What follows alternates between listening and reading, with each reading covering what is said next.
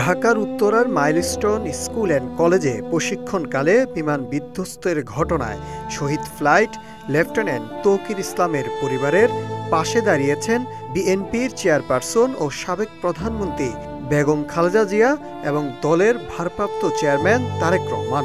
25 জুলাই ঢাকা সেনানিবাসে শহীদ তৌকিরের পারিবারিক বাসভবনে যান বিএনপির মহাসচিব মির্জা ফখরুল ইসলাম আলমগীর। এ সময় উপস্থিত ছিলেন শহীদ তৌকিরের স্ত্রী আকসা আহমেদ নিজুম, শ্বশুরসহ পরিবারের অন্যান্য সদস্যরা।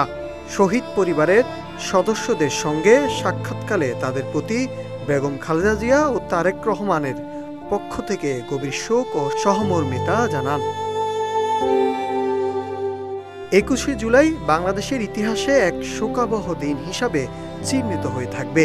রাজধানীর উত্তরার দিয়াবাড়িতে ঘটে যাওয়া এক মর্মান্তিক দুর্ঘটনা যা কাঁদিয়ে তোলে পুরো জাতিকে।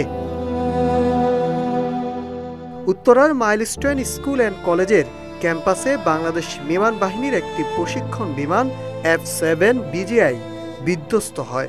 এই দুর্ঘটনায় প্রশিক্ষণরত বৈমানিক সহ শহীদ হন 33 জন এবং আহত হন 50 জন।